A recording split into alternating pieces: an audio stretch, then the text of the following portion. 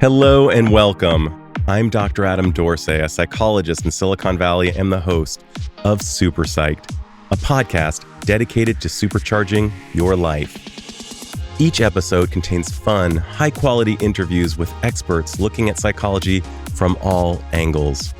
Super Psyched is your tool to get more of what you want in your life and less of what you don't. If you could have the magical power to read people, what they were thinking and feeling, would you want that ability? I imagine it'd be a mixed blessing. There'd be times when we'd really want to be able to read those people, and there may be times when ignorance is bliss. Regardless, it is important to improve our skills at following cues, reading nonverbal behavioral patterns, and finding relevant ways to factor in context to better understand people, as you'll soon hear. My guest, Blake Eastman, describes 3 focal points of his own life as being poker, psychology, and nonverbal behavior. He has taught at the college level, he has played poker professionally, and he's coached professional poker players on how to read people to increase the likelihood of winning. I'm certain you will find him and his subject as fascinating as I did. So listen in as Blake shares his expertise with me on reading people. Blake Eastman, welcome to Super Psyched. So glad to be here. Thanks for having me. Oh, dude, for sure. And you are exactly as advertised. Such an interesting story you've got.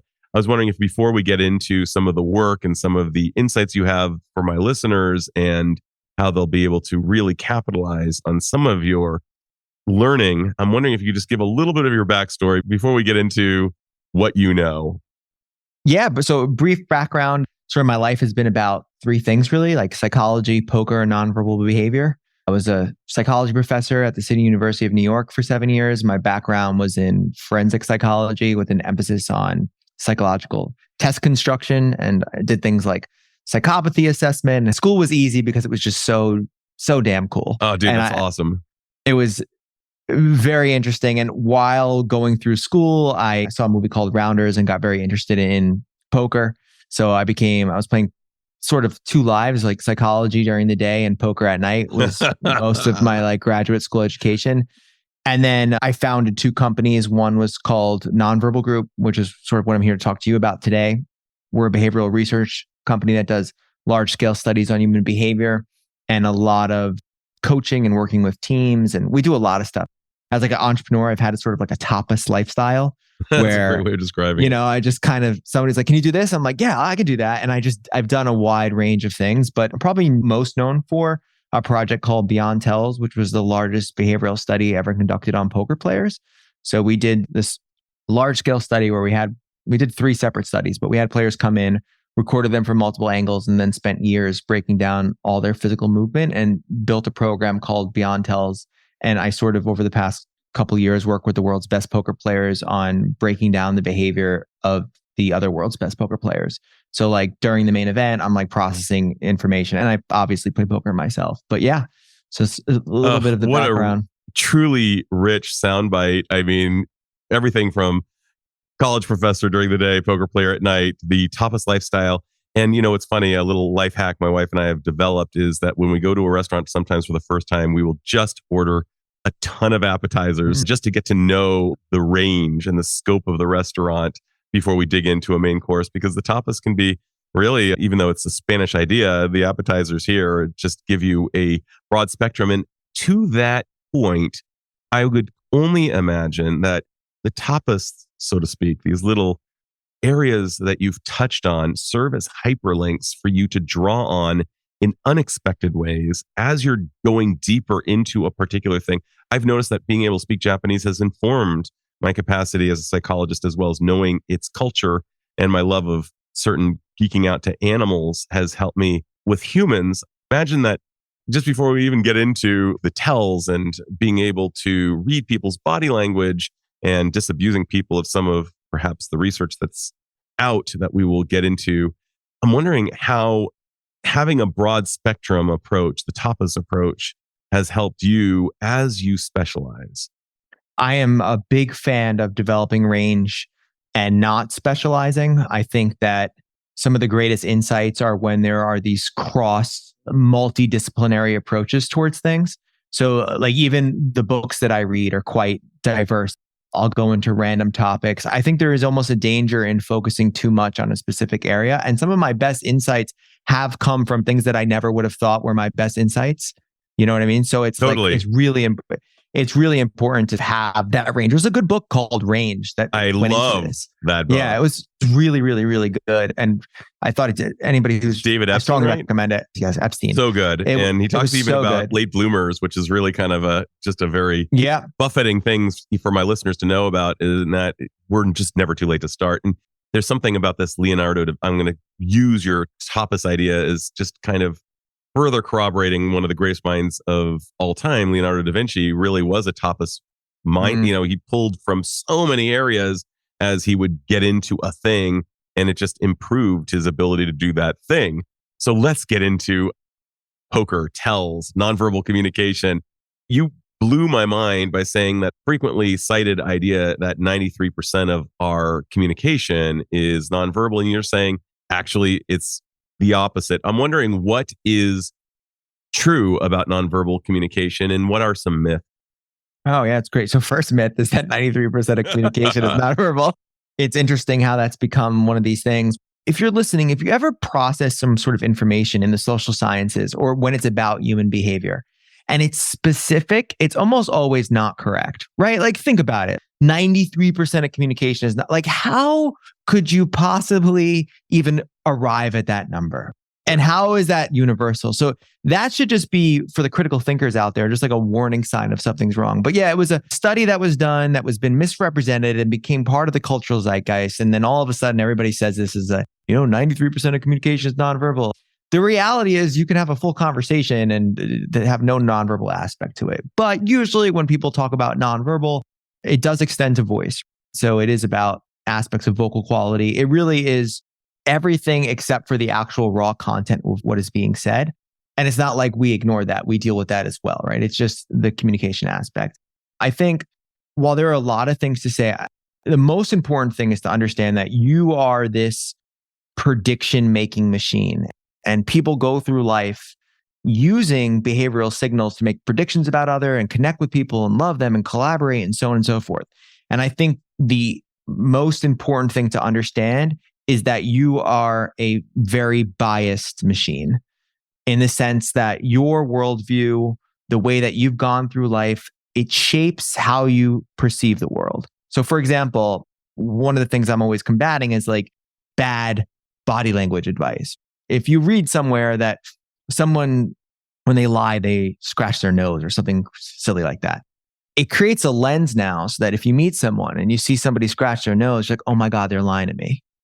Because it comes from that perspective. And we have all of these mechanisms that really alter the way we see people, and racism and prejudice and all these different things. And I think instead of trying to learn what is what when it comes to reading behavior, it's really important to understand first your lens and how you actually perceive the world, because you will perceive the world in alignment with that lens. Sure. There's a lot of like classic studies that will demonstrate this, but if somebody's really anxious, they're going to see things that support more anxiety versus something else. So a lot of what we teach is about noticing when these perception lens come up and building tools to reduce them. What you're describing is so many of our projections and biases are really dictated by the emotional state we're in at the time, perhaps also our cultural reference points. I remember misreading something that my son gave me a look a long time ago, and I got mad, and the look was totally misinterpreted by me, in spite of the fact that I knew him so well. And to this day, I still feel bad about that moment. And he's a fantastic boy. And, I just wish I could go back in time and maybe ask rather than project and use my own emotional state or the biases that informed my interpretation of that face. But for sure, if you go to the various continents, you'll see that different facial presentations mean different things. And not looking at somebody can be actually a sign of respect, and looking at somebody too much can actually be intimidating in certain cultures. So just knowing how to use that. I also think though about that classic idea, I'm going to do it a little differently, but the we were to receive a text that said I didn't take the chocolate, it could be I didn't take the chocolate, and it's like I didn't take the chocolate, I ate the chocolate. Or I didn't take it, somebody else ate it, I didn't take it. Or I didn't take the chocolate, meaning I took something else, but not the chocolate. So many things are lost in text because we can't really hear the nonverbal components of the transcript. And I'm just wondering, well, what about that? Yeah, I mean, so the first thing is, I believe everybody has the responsibility to make sure that their message is communicated in the way that they want it to be communicated. So like that is on you. So for example, if you're about to text message somebody and you know that there's some nuance to this, it might not be good for a text message. It might be good for a phone call, or it might be good, or you might have to counterbalance it with some exclamations or smiley faces or GIFs or so on and so forth. And I think when people communicate, they don't often understand or think about the potential impact of that communication. And sometimes with my clients, like I'll sit there and write out, all right, let's go over how this could be perceived. And you model it out, and there's so many different ways that it could be perceived. And I think what needs to be put in is more context. I think we're living in a culture where we want more context surrounding our communication so we can get on the same page. So like with text messages, I mean, there's so many things. So this is pretty interesting. So let's say we had this podcast, right? I mean, I already know what your answer is going to be with that, that conversation. But we have this podcast, and then you send me, hey, Blake, podcast was great. Would love to catch up in dinner when we're in California, or whatever you say, right? And then I answer, okay, and nothing, right? Like you are a person that I'm pretty sure is not going to like that, right? Because you're saying like, all right, like, I just sent all of this and you just responded, okay. So we call you a contextual. And a contextual is somebody that will, when given one word responses, will create context. In reality, all I did was say, okay. We add context to that, we add meaning to that. Where there's the other side of the coin is literals. The people listening to this right now, they'll be like, what's wrong with that? He just responded, okay. Totally. And what's so fascinating is I work with teams where 60% of them are contextuals and 60% and 40 is literals. So then they start communicating, and there's these back and forth problems when in reality, and the easiest way to deal with this is just get everybody to understand who's a contextual and who's a literal. And then there's like variations. There's like over contextualization. You find somebody with a lot of anxiety, they'll probably over contextualize. Like, oh my God. Extrapolate all kinds of info when it's not there. When it's not even there. And then there's some people that are really good at pattern formation and picking up on trends. And I think something's off, and they might be right. So it's this kind of world of navigating that world it's fascinating. Humans are, we're so complex and so simple at the same time. It's like very, very, very weird. So let's go into it. One of the pieces of data, and perhaps you would corroborate or negate it, was that when we think we know somebody, even who we know super intimately, without the verbal corroboration, we have about a 40% chance of actually getting it right. I think I know what my wife is thinking. I know her really well for 20 years, and I'm wrong at least 60% of the time. I'm wondering, like, what have you learned about tells? What are legit tells? How do we even, like, you've been supremely successful at poker, playing in high stakes game at a young age with really serious, perhaps even at times, some shark-like players, and yet you had to keep your cool, keep your heart rate probably at a good, and somehow read what's going on. How do you read what's real? A lot to unpack. So first of all, I mean, the interesting thing I want to make clear is when I was playing poker full time and professionally, not a single part of it was to deal with behavior. So I was one of the people back then that had read some poker body language books and was like, this stuff sounds like nonsense. Like I was really focused on the theory and the sort of approach that, you're using information to yield the decision, and I wasn't paying attention to behavior. But then when we did the study, things changed. So, okay, the answer really is, a couple questions. So I'm going to deal with a couple of them. First, the notion of poker tells is, we call our product Beyond Tells, because the notion of poker tells is fundamentally like incorrect, in the sense that players do certain things when they're strong versus when they're weak. And what a lot of people that don't understand the nuances of poker is an infinitely complex game within itself. So when really high level players are playing, it's not like they're bluffing or they're not bluffing. Like it's way more nuanced. It's a lot of it is perception. So for example, you could be in a hand where you're betting in a big spot that you think you're behind, you think you're going to lose, but you're actually ahead. And that can produce arousal. So one of the things with poker is how society thinks about poker is usually from emotion and arousal. The big moment where the player bets $1 million into the pot, like the movies and so on and so forth. That's not where all the tells are. And the reason why is arousal is really difficult to actually understand. So the things that people say like, oh, that player's holding his breath or that player's breathing really quickly, you can't reverse engineer what that actually means. Right. And the reason why is everybody has different methods for dealing with arousal. So for example, for me, during the two big tournaments, the WSOP main event and a 5K 6 max, I had a deep run in both. I was wearing a special device called Empatica E4, which is like a FDA cleared device that measures GSR and heart rate and all these things. And almost what like I found, a lie detector on your body. Yeah, it's kind of like a polygraph. So we found these 3 states, 3 levels of arousal. 1 was very high and 2 were quite similar. And what I found, the spots were when I was bluffing and I had a very strong hand. So when I was bluffing and I knew I was going to win, the arousal patterns were the same. But when I was in situation or spots where I was ahead, but potentially get drawn out on, so like I was ahead, but people could potentially get better cards, my arousal was the highest. And the reason why is because I'm a little bit more of a control freak. And in that moment, I feel like I'm giving up control. So my arousal is higher. If you were to follow me from like a cultural arousal basis, you would think the spots where I'm the most nervous that I have bad cards. I didn't. I had very good cards. I probably had the best cards, but I was afraid of giving up that edge. So like that's a very nuanced thing. It's not so specific. So what we actually found was it wasn't these signs of arousal that were the signs for tells. It was actually the mechanism a person utilized to reduce arousal. So we call them concealment strategies. So like a player and really that plays poker isn't going like, oh my God, this player, like they're not thinking, they've been playing poker for years. But what they don't realize is while they're still, there's different variations in their stillness. So when players like, there's clips online of like a player like, oh, stone cold player. It's like there's variations in stone cold stillness. So you'll see that sometimes they never blink, sometimes they do. Sometimes they slightly move, sometimes they don't. And over time, we're able to categorize this and reverse engineer it, not in every player's, but in most or in some, and be able to find like, all right, they're 86% time that they're doing these behaviors, they're likely to do this. So it's way more nuanced than people think. And so these behaviors are so personal and really specific to the person that 5 players could present with the same presentation and have very different hands and have very different reactions to those hands.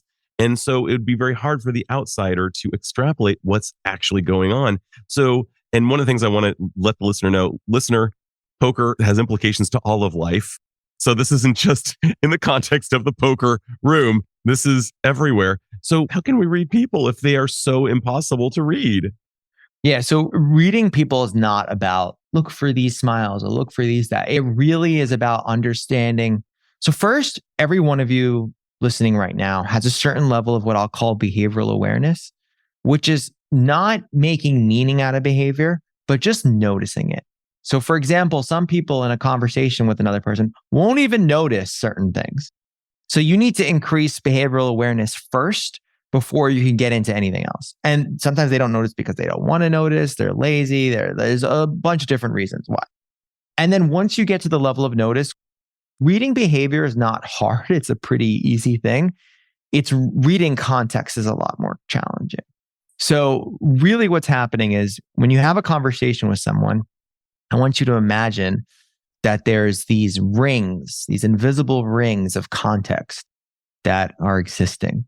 So right now, like when we are having this podcast, there's a bunch of invisible rings of cultural norms of how you should behave on a podcast. So for example, if right now, all of a sudden I just walked out and then just came back and was like, oh, so sorry, I had to go to the bathroom without telling you. Totally. You'd be like, what the hell did you just do? Like, why did you just 100%. leave? There's all these norms and they're not written down, but they're understood. And really what you're doing when you're reading behavior at a high level is you're not reading behavior. You're reading reactions that are embedded in all of these norms. And that's what it is to like really read behavior. So for example, like all of a sudden, me, you, and three other people are having a conversation and someone makes like a slightly offensive joke. Two people are slightly offended, three people aren't. There's things inside of that you see, but without the context, you really miss it. So a lot of people make these attribution errors, or they see someone and they're like, oh, I know that person. Like you don't know anything because you don't understand the cultural norms. What's so fascinating is like when people ask me, like people will sometimes get like nervous or intimidated when they know what I do and when I see them. And it's like, if somebody's just being themselves, there's absolutely nothing for me to say. I'm like, that's a self-expressed person enjoying themselves. But if someone wants to be perceived as confident and isn't, it's so easy to see because it's easy to see incongruence. And humans are really, really good at spotting incongruent behavior. And a lot of the work I do is about getting people to be congruent and identifying the sort of the polarization of their incongruence. So for example, like a leader that wants to lead with empathy and wants their team have a compassionate and collaborative team, but they don't move their face at all during meetings. Right. They're stoic. They're reading a text. They're reading a text. And like the person, like one of my favorite very clients, deeply about what you're feeling right now. Yeah, it's like robot kind of people. And like one of my clients that I work with that was one of the most compassionate and warm people I know, we sort of look at the origin of his lack of facial displays. And he's like, during a conversation with him, he's like, it can't be this. I was asking him about his past. And when he was 12 years old, he had this experience where he went to work with his dad and he laughed when he was in there. He smiled and his dad said, men don't smile at work. And in that moment, he just made it mean that like, oh, I shouldn't smile at work, and didn't even realize that moment had a profound impact on his behavior. And then years later, he's a stern boss that is not stern at all, but everybody's perceiving him to be stern. As I'm listening to you, one of the things I'm extrapolating is, and I'm going back to the tapas as a callback, as well as what you're saying right now. It's as if each of these behaviors is a tapa. It's a taste of who they are, but it's not a definition of who they are, as well as the need to actually sit and track and get to know this person culturally. Like, what is this person? And then over time, we can begin to address like, okay, this is an algorithm over time, but in and of itself, one specific thing is not meaningful necessarily. Yeah. Perception is an algorithm. It's like pretty obvious. And also there's this good book, new book just came out last week. It's called The Entangled Brain, I think. There's all this like reductionist stuff to the brain of like, we like to separate the brain into like emotion and cognition. And the reality is this is such this amazing, incredible prediction, energy conserving machine that governs a lot in our life. And it's not obsessed with necessarily being right. It's obsessed with like saving energy. And in the process of saving energy, we make a lot of errors about people. And the joke is the easiest thing to do is just ask the person. So for sure. Like I always say that like reading behavior is, the analogy is a lot of like body language consultants will treat it like a laser, where I say I treat it more like a flashlight. I don't necessarily know. So I'll tell you a good story. So I used to teach this class called Deception Detected. And the class, people used to not like it because the whole class was about how it's so hard to actually predict if someone's lying or not. For sure. But I had this corporate client that was like, listen, could you do a fun night? So we had experimented with polygraphs and stuff like that. So I was like, yeah, let's do like a polygraph night for your clients. So their clients came in and we had a bunch of people get hooked up to a polygraph. We did like shots. If you lied, you took a shot. It was like completely nothing you'd find anywhere strange else. Drinking game. I was younger in those days. This was about 10 or 12 years ago. So we were doing it and this one woman gets up and she's sitting there and somebody asks like, have you ever slept with anybody that you've worked with before? And she goes, no. And I go, lie. And everybody starts laughing. Oh, and then like 3 or 4 questions later, someone says, have you ever slept with somebody at this company? And she goes, no. And I go, true. I go, you're right. You're not lying. And everybody's like, oh, all right. So then everybody's getting to leave. And she's walking out. And I say, come here for a second. And she comes here and I go, not only did you sleep with somebody at your company, he was standing 3 feet in front of me. Oh, no.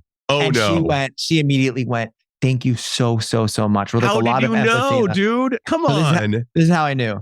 I didn't know. I didn't even know how to read a polygraph. I don't find the tool to be that effective for lie detection. That's a whole nother discussion.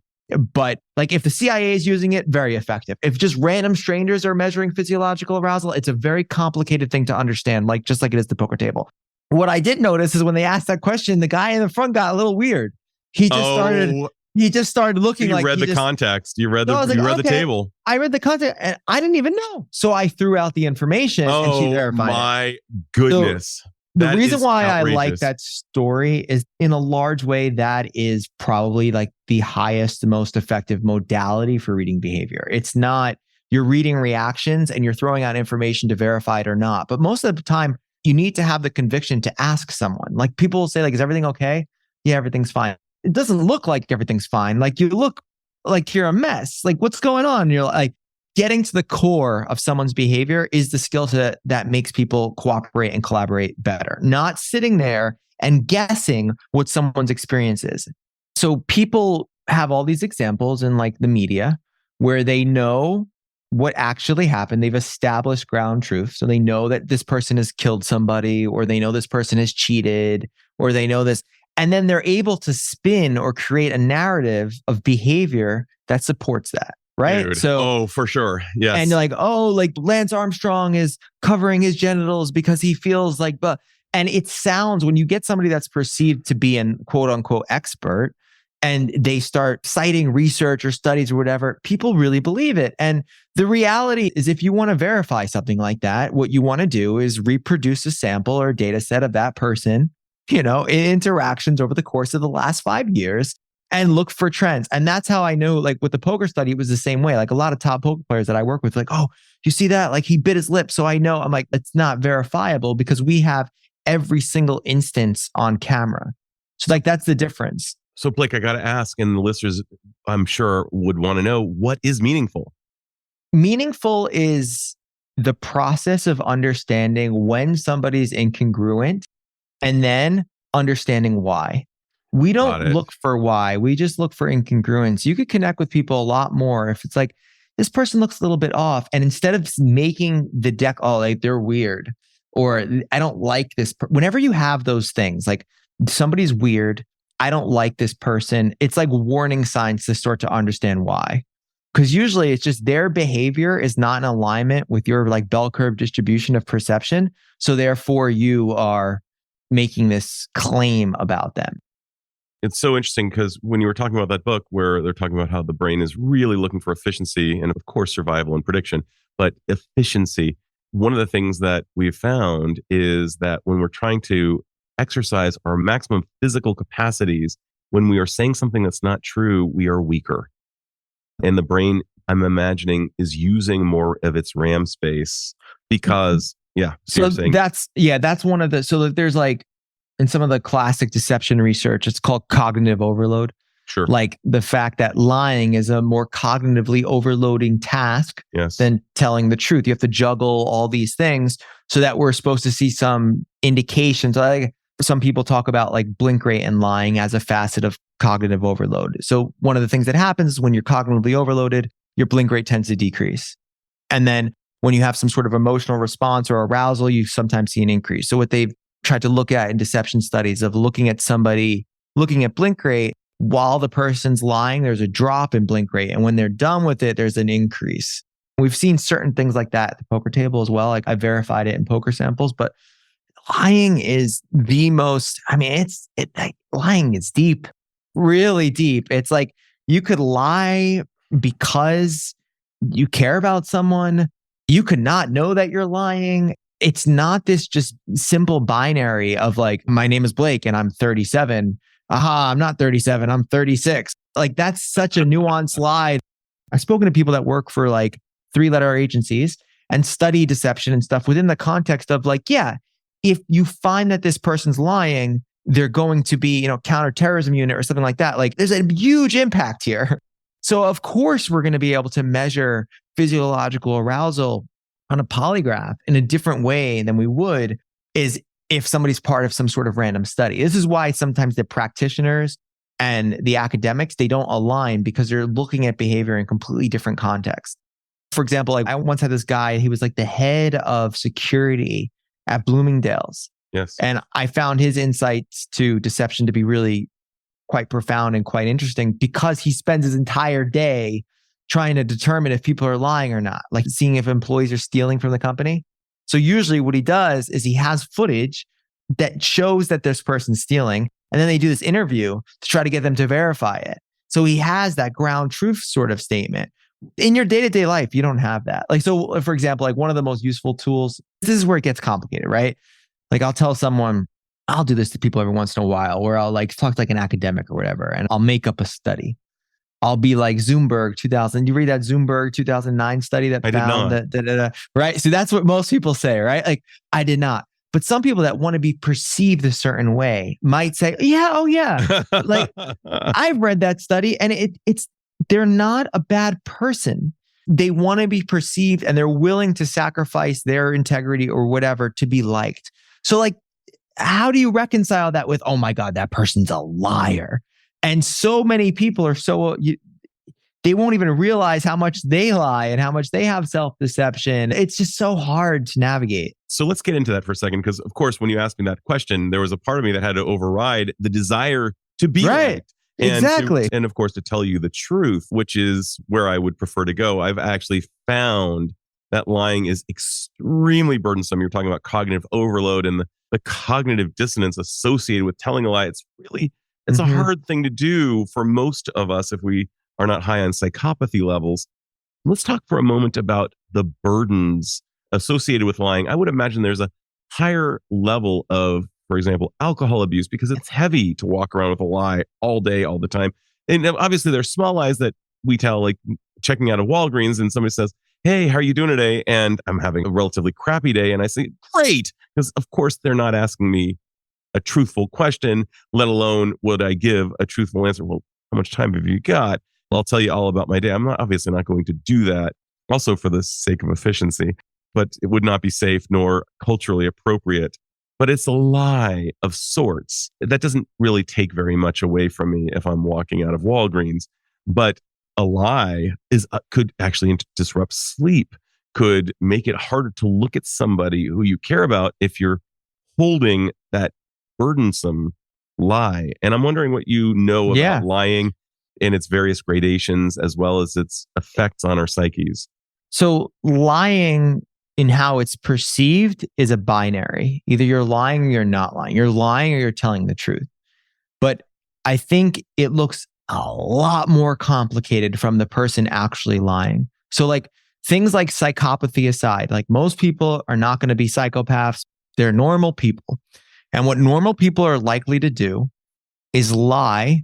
And someone's like, how do you lie and sleep at night? Well, they lie with an incredible amount of contextual justification for why they're doing what they're doing.